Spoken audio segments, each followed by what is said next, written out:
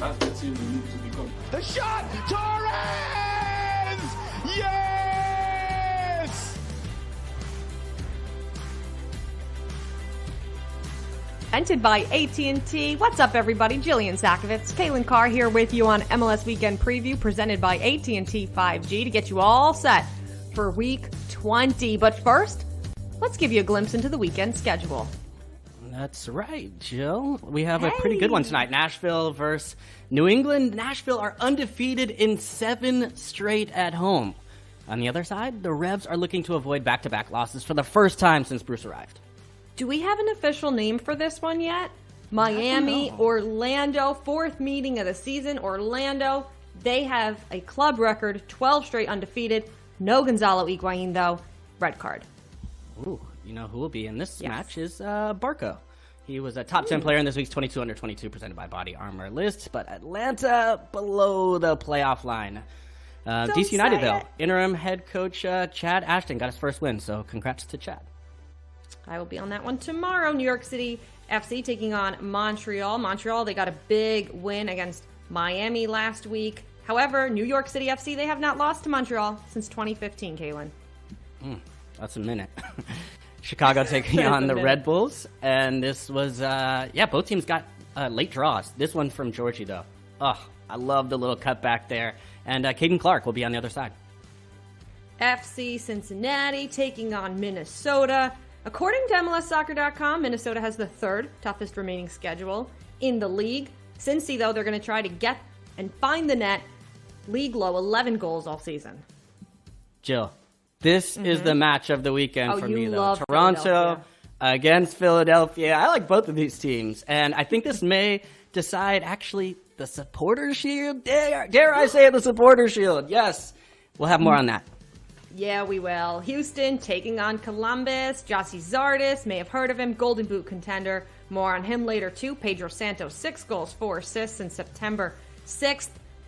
Darwin Quintero, he's got a goal and an assist in 6 of his last 8. Yeah, he's been hot. Let's take a moment here, though, to recognize and to welcome back Colorado.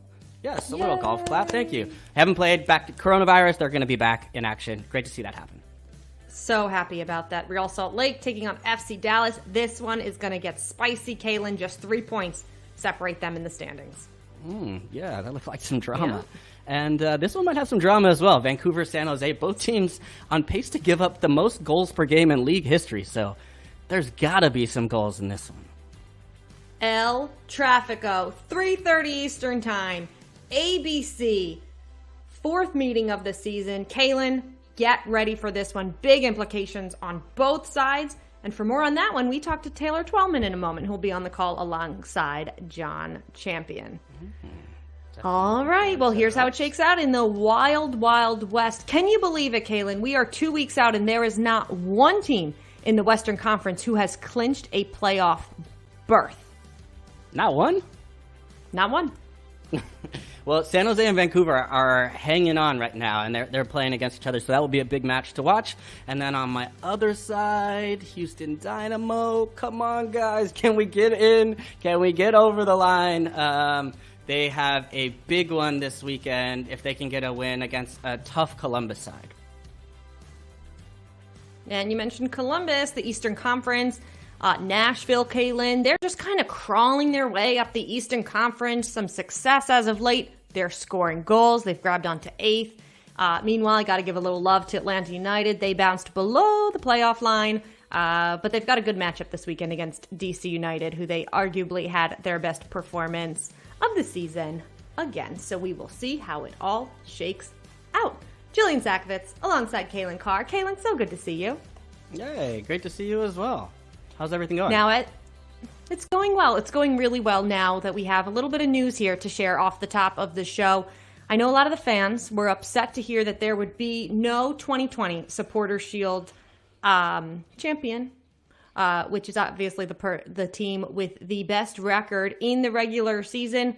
But news coming out today that is in fact been reversed. So, you've got some happy fans out there. So, Calen, what are your thoughts on this? We heard Greg Vanney, obviously, of Toronto FC, talk about the fact that they felt robbed. And I think this year's been tough. You know, it's not an asterisk 2020. I'd say it's more of like an exclamation point. Like, this year has been hard. And if you can find success, I feel like you should be rewarded. Yeah, absolutely. This is the right decision here. I'm glad to see that it happened, and that kind of, you know, this conversation that came from those initial conversations or decision ended up making a change. And the Supporter Shield is an amazing trophy. It's one that's created by the supporters, but also, I think, shared in some ways with the players. And so when you saw the player reactions to say, hey, why is this happening? We've been working really hard for this. We don't control the schedule. And then, I think it's really good that the decision has been made the other way. And I'm actually really looking forward to seeing the creative ways that this gets implemented. Like, I could see, how do you do this where there's maybe a social distance handoff or a moment that's shared amongst fans and players from whatever club ends up going on to win it. And then also, it just kind of makes it a little more exciting leading up to the end of the season, where it's not just about maybe the top seed, but it's also recognizing that even in, and maybe even especially in, a really difficult season, that whoever has been the most consistent and the best run of form throughout the season, they get rewarded, and their fans get to celebrate that however they can as well. I smell a movement episode. Let's see how that thing gets handed off out of LA. And here's what they said, Calen. So credit to them for kind of hearing what everyone had to say. You asked to be heard. In the end, it was your input and your votes that showed us that this is the right choice. We had based our initial decision on the many schedule imbalances throughout the 2020 season. However, the conversations we have had over the last week have proven that a winner should be declared no matter what. And speaking of winners, I'd say a winner overall is Will Bruin. His goal last night was what allowed the Seattle Sounders to get the draw over their Cascadia rivals, the Portland Timbers. He got a stoppage time goal, first goal since returning from ACL injury. You love to see it, but he doesn't do the dancing bear, Calen. The dancing bear. Yeah, I regret to report. Yeah, his celebration was. It was good. It was good. It was a little bit subdued. I mean, they're getting the point. There's the dancing bear, though. That's what I like to see in those old school jerseys. I mean, part of it was funny. We pressured him to keep doing this after he had done this once or twice. And it was just so funny because if you know Will, it's actually really not his personality at all to do something goofy like that. He's a fun guy, but that was a little bit out of character and why it was really fun. But he was a rookie, and I think it's good that we won't let him live that down. So, Will, come on, buddy. Give us the dancing bear. We want it back one day. You know what, Calen? If he doesn't give us the dancing bear, I think you might have to give us the dancing bear. Challenge. No, I've had some bad celebrations in my day, but we don't need to pull up those videos today. Not today. Let's talk a little bit about Jordan Morris. Everyone's favorite, fantastic player. He's had a good season, but he has historically struggled against the Portland Timbers. How do they continue to neutralize him? Well, look, I think Portland is a tough matchup in some sense because the Sounders, they like to play a little bit open, and at times they actually like to be the ones to make it tough and get behind the ball. But Portland, the way that they match up with them is they really try and protect against that space and behind, particularly when it comes to Jordan Morris. And they have a pretty good back line and a really good front two in front of them, with Diego Chara and Eric Williamson to be able to protect that back line. So there were a couple moments late in the match where you were able to see Jordan in transition moments being able to try and stretch the field, but there were just a little bit few and far between. And when you look at the Sounders, it hasn't been the best as of late. I mean, 0-0 against San Jose last week. There was the loss against LAFC, 3-1 result. But you know what, Jill? They're still on top of the Western Conference right now, still the defending champs, still the team to beat, and they don't have Rui Diaz right now, who should be returning into the side soon. So for all of the things that maybe haven't looked the best and not the best sort of for a little bit of time, it's been a little bit of a slow patch for the Sounders to still be on top of the Western Conference. Just shows you how good they've been throughout the season, and adding that depth for Will Bruin, just to get back on the score sheet. He'd missed a goal against LAFC that I know he would have wanted back. Those are the types of depth performances that will really help them. If you look towards even the last season, Victor Rodriguez, the important role he played even off the bench at times. When you look towards the playoffs, Will Bruin, with that experience, I think he can play a big role and get that confidence going for the stretch run for the Sounders to defend their title. Absolutely. His name Here's Diego Rossi. Bradley Wright Phillips. Can he do it? Can he do it? Can he do it? Yes, he can. Rosowski tucks home the loose ball. The scissor kick towards the goal. Score! Sebastian Lletget. Ramon sends it on through. Score! Welcome to the match, Kai Karelian. And this Sunday, we are in for such a treat. The fourth edition of the season of El Trafico, LAFC taking on the LA Galaxy. You can catch it at 3:30 Eastern Time on ABC. John Champion and Taylor Twellman will be on the call, of course. And with that, let's head into our AT&T 5G call to the field. We have the man himself, Taylor Twellman. Taylor, hello, how are you? And I love your sweatshirt. Can you tell us a little bit about it? First off, Calen, how are you? I know I'm your favorite person in the entire world. Good to see you, pal. Always. This sweatshirt's just at Voice Now. It is a foundation that has been introduced to me from Zach Steffen and some of the athletes, obviously just bringing awareness to social injustice. And that I'm supporting that cause, trying to do anything I can. Obviously, you guys have seen my take and my for lack of a better word, understanding of the change going on in the world right now. And as a privileged white man, I'm trying to do anything I can to raise awareness and educate myself. And this is part of it. Love to see it and love everything Zach Steffen and all the other guys have been doing. As I mentioned when we brought you in, El Trafico. It's always a good one, but this one has real implications. It's hard to say, but who needs the win more with the playoffs at stake? I'd say Schelotto does, more so than LAFC and LA Galaxy. You know, it's been a little bit on the underside of the conversation, so to speak, but Beckerman, Klein, Anschutz, everyone was at that last game. And so the rumor is that Schelotto's seat is more than hot. It's on fire.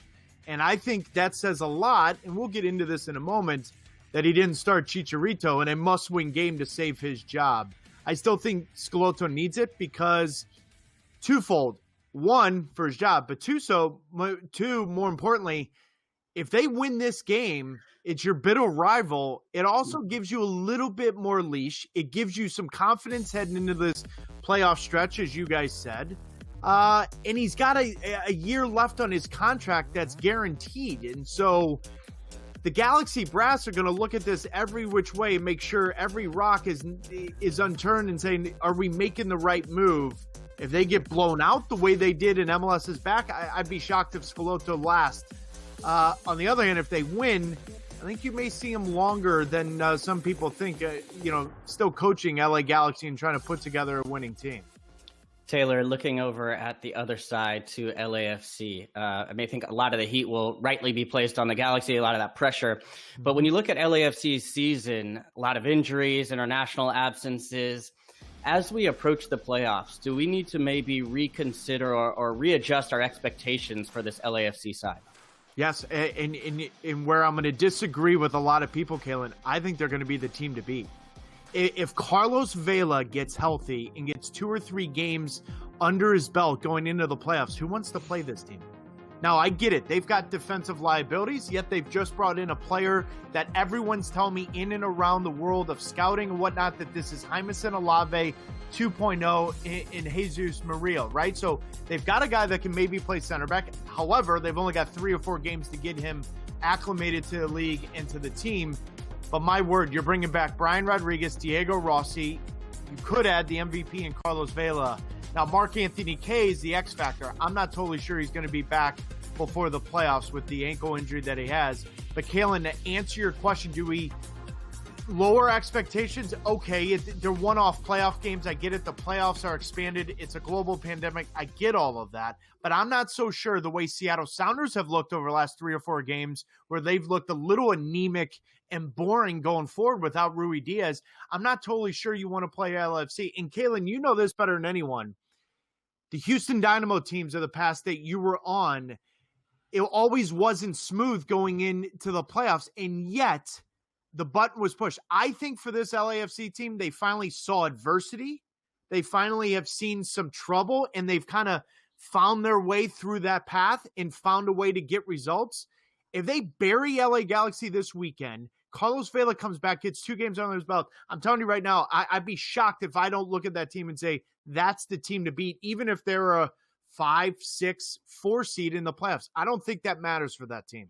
I don't know. I think Seattle, to me, defending champ, still the team to beat. But I would say, wouldn't it be ironic, in a sense, if LAFC, the team that was so far and away the best team throughout the regular season, but just couldn't get it done maybe in those one-off in the playoffs, but they Calen, became the hot team. To your point about Seattle, though, and Jill, bear with me here. Do we know 100% when Rui Diaz is coming back?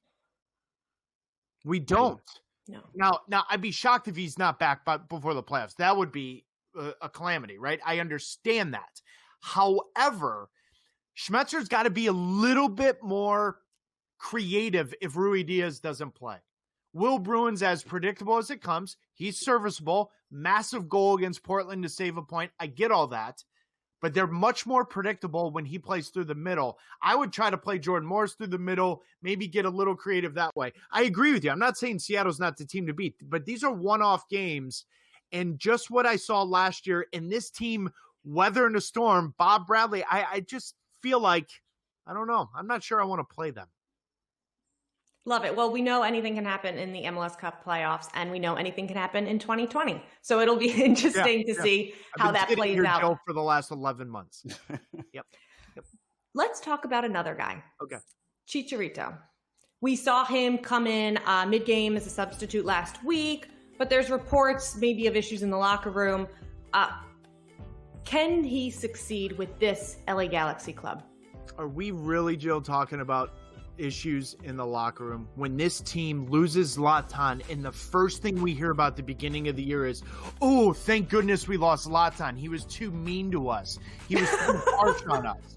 Like, in all seriousness, I'm not sure I've seen a mentally softer team in my career doing this as a broadcaster. We're now in my 11th year doing this. I'm not, this team is soft, extremely soft. So those reports about Chicharito only talking to Jonathan Dos Santos and thinking he's Messi or Ronaldo, like lose me with that. Like, I don't care. Now, Chicharito not playing well, sure, 100%. But I remind everyone that's listening to this, and by the way, I'm going to have more of this on our show at 3:30 Sunday on ABC. Zlatan scored 1 goal after his unbelievable debut in LAFC, and it was with 2 banging goals. I get it. The next 7 games, 1 goal. And I had people, and I went through all the social media and all of the Galaxy fans saying Steven Gerrard's better than Zlatan. Robbie Keane could do it with 1 leg better than Zlatan. Yeah, Zlatan went and scored 49 goals in his next 48 games, but he only had 1 goal in his next 7 games. My point about this is that there's been an overreaction. Chicharito's had a baby born. He's moved back from being in Europe back to the United States. I'm not giving up on the Chicharito experiment, but what I am raising a finger on is, does Schelotto and the LA Galaxy know what to do with Chicharito? Last year, they averaged per game roughly 16.5 crosses. This year, almost 18. They actually haven't figured it out. So I'd argue it's more of a Schelotto and a tactics issue than it is Chicharito, because Chicharito hasn't been healthy. He's missed sitters. I get all of that, but everyone else overreacted on Zlatan. I'm not saying Chicharito's going to score 49 goals in the next 48 games. However, can he easily score 15, 20 goals a year starting in 2021? Absolutely. I just, this LA Galaxy thing seems like a bigger mess than it is, and everyone wants to point their fingers at Chicharito, and I'm going to say, you know what? That locker room is soft. You heard it here. I don't know about you, but I am more fired up than I was 10 minutes ago for El Trafico on Sunday. I'll tell you that right now. Taylor Twellman, thank you so much. You can catch him alongside John Champion, ABC, 3:30 Eastern Time on Sunday. Early voting has begun in many states across the United States. In Major League Soccer, the BPC and the MLSPA have launched MLS Unites to Vote, a league-wide nonpartisan initiative to help players, staff, and fans register to vote. Check out MLSsoccer.com/vote to learn more about how the league is looking to educate our community on the voting process, drive voter registration, and more. Time is running out. Where it's still possible, make sure you are heard.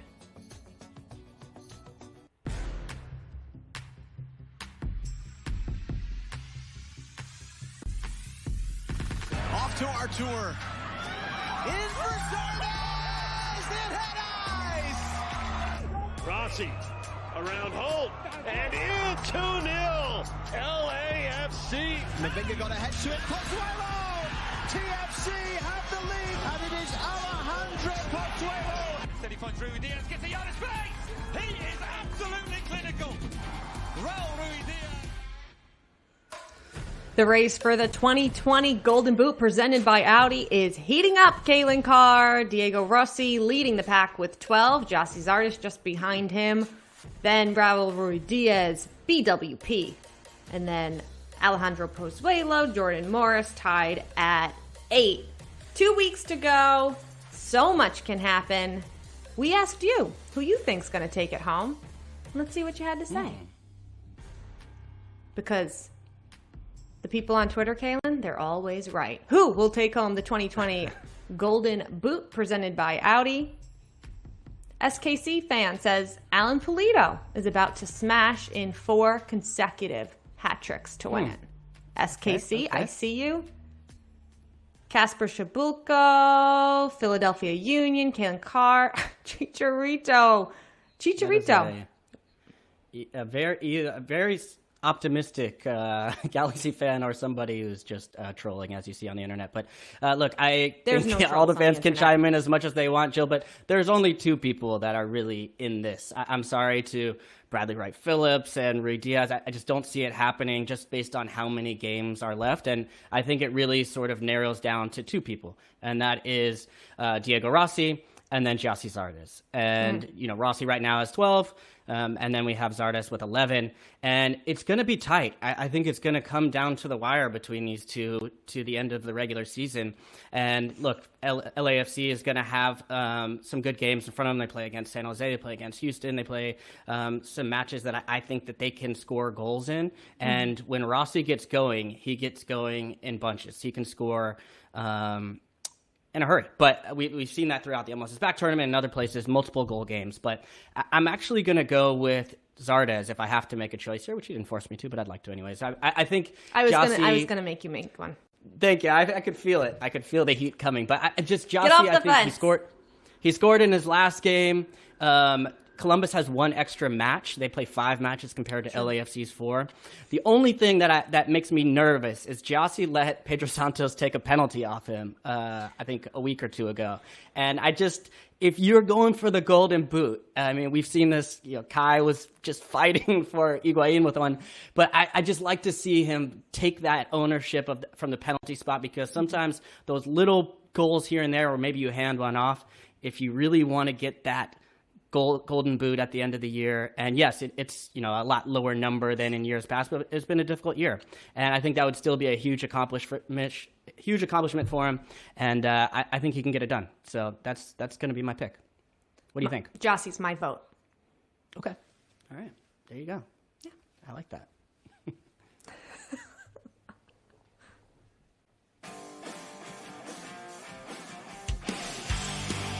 Gonzalez battling, Santos has it, chips it in, and Philadelphia have the lead inside 5 minutes at Rentschler Field.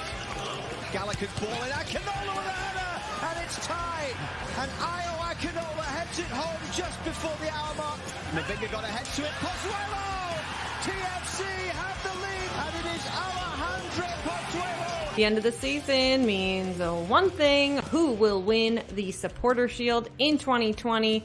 Toronto FC has been leading the pack for a couple weeks now. Philadelphia Union just behind them. Columbus Crew, they've cooled off just a bit, but I think we see a little bit more from Jossie and the Columbus Crew. Seattle, the team in the West that maybe could get it done. Portland Timbers tied with them with 32 points. Calen, the matchup I know that you are so excited for this weekend, amongst many, is the Philadelphia Union taking on Toronto FC. The Union, they are a perfect 6-0-0 at home. But if we've seen anything this year and in years past, I mean, TFC has been in 3 of the last 4 MLS Cups, is TFC always seems to just get it done.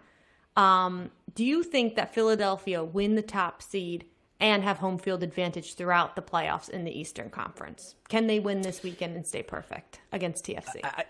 I think this would go a long way, and I think this is one of the biggest matches of the season, of this 2020 season, especially now with the Supporter Shield coming back and making it official. I think this could really decide it in some sense, if and maybe more so if Toronto are able to go down to Philadelphia and make that happen, and to do what no team has done this year, which is to get a win at Subaru Park against the Union.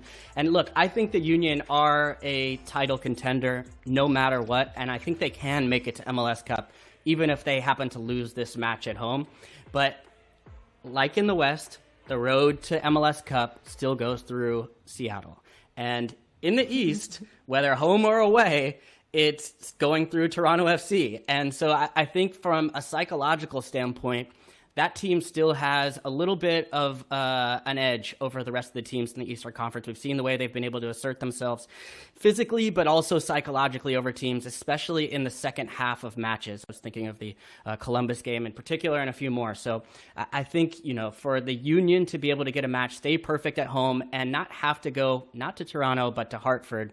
Although some Philly fans could maybe actually get to Hartford if that stadium is allowed to, if they're allowed to have some capacity there. But I think this is clearly the matchup of the weekend and maybe of the season as far as who's going to come home at the end of the day with a Supporter Shield. Here's the goal scorer, Morgan! And he's done it again! Lewis Morgan with a second of the match! Higuain trying to dance his way through. Morgan! Top corner! Gonzalo wants it, drills it, and he scores! And it's Michelle who gets the shot away. Lofts it in. Nani on the header, and he beats Shuttleworth. Balls in. It's a goal! Chris Mueller! All right, Jillian, we have another big matchup this weekend between Orlando and Miami. We've seen these teams match up several times this year, 3 times to be exact. And look, Orlando have gotten the better of those matchups. You see the 2-1 results. But the one result the other way was a big one for Inter Miami. It signified their first win in club history. So, Jillian, I got to ask you. Yes. Okay. Looking towards the end of the season, Inter Miami have had a very difficult start to the season, but have shown real signs of life coming down the stretch. If they can get into the playoffs, or let's say if they don't get into the playoffs, will that have been a disappointing season for Inter Miami? Yes. I will say yes, because this is not expansion team 1.0. This is a Paul McDonough expansion team, and if we learned anything, maybe not with Orlando, but with Atlanta United, is you make the playoffs in year 1, and you got to go win MLS Cup in year 2. So, I don't know. Blaise Matuidi, you won a World Cup. Higuain brothers, you're here. Come on. You can't make the expanded playoff format? Then yes, you have disappointed me. Yeah, I'd have to agree, and I think it's massive that, or massively disappointing actually, that Higuain would get a red card in the last match, especially considering the way it happened after the whistle. You bring over a big signing, someone with that experience, that leadership, to let your team down in that way. I understand the frustration around some of the refereeing decisions, but look, Sure. Inter Miami needs captain. him on the pitch. They need him on the pitch, and missing him in a big match like this against their in-state rival, I think will be a tough pill to swallow, but an exciting match. Well, let's see what happens. All right, Calen, MLS Predict 6, presented by BegMGM, a weekly free-to-play game from Major League Soccer. Correctly predict the final outcomes of the 6 featured MLS matches, along with secondary predictions such as which player or team will score first, or how many goals will be scored, and you could win 50,000 buckaroos. So head over to MLSPredict6.com and play for free. And if I had confetti, I meant to bring some over here, I would throw it up in the air for you, Calen Carr, because after a string of disappointing results, you are finding your form. You got one right. The first in a month, I hear. You had Pablo Piatti's late goal versus Atlanta. You know what? Actually, that's hurtful, Calen. But you got your first Predict 6 selection correct in about a month, so. Yeah. So what's up? So Susanna just was like, yeah, I can't be around to watch Calen bask in the glory of victory, or no? It was her birthday. So happy belated. I'd say it was a birthday little bit to of both. Susanna Collins.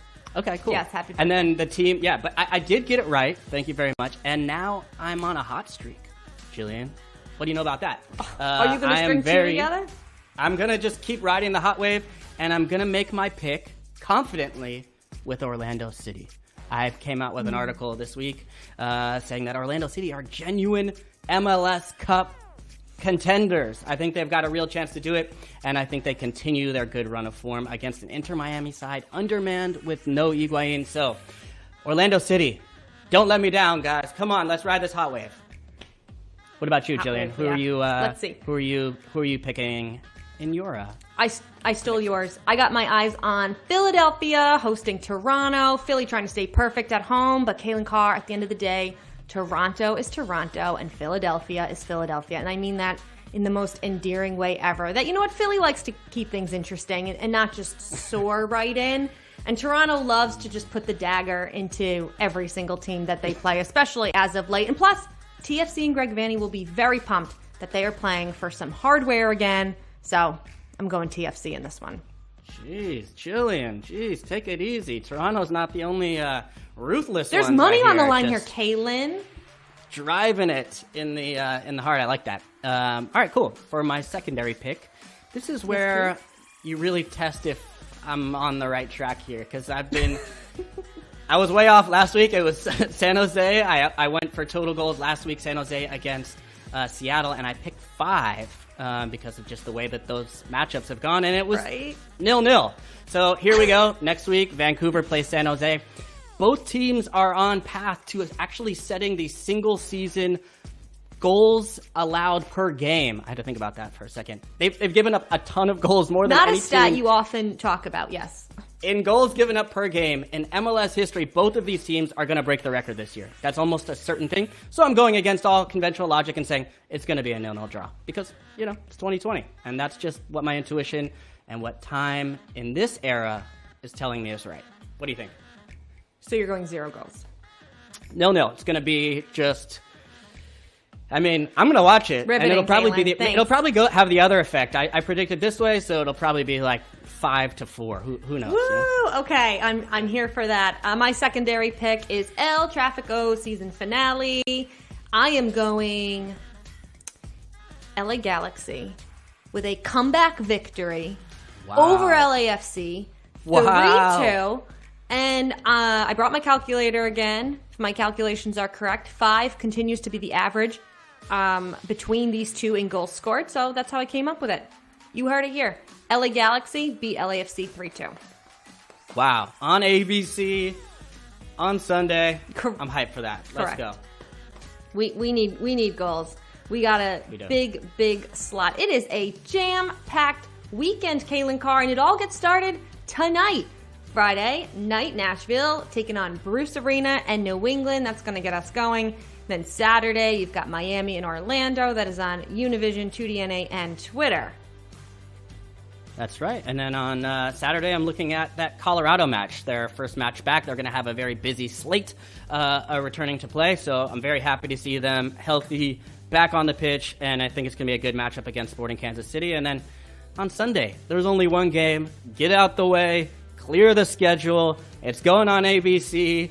Taylor Twellman calling people out. I love that. And so I'm tuning in to see what Taylor has to say. And of course, some goals. I think there's going to be some goals in that game as well. So maybe your prediction, Jillian, will be right. Man, I hope so. Well, Calen, before we go today, you and I, we want to send, and our entire Major League Soccer community, want to send our thoughts and prayers to the family and friends of the Total Soccer Show co-host Daryl Grove. We learned this morning passing away from cancer. We're so thankful for everything he did in this soccer community. And again, our thoughts and prayers are with him and his loved ones.